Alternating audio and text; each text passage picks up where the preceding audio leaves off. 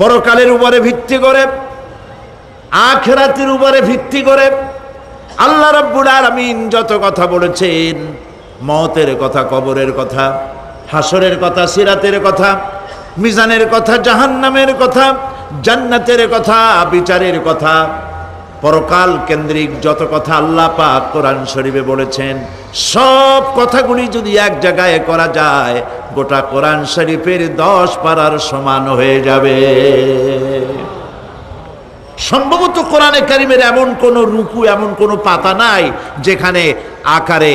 ইঙ্গিতে পরকালের জবাবদিহিতা সম্পর্কে একেবারে কিছু বলা হয়নি।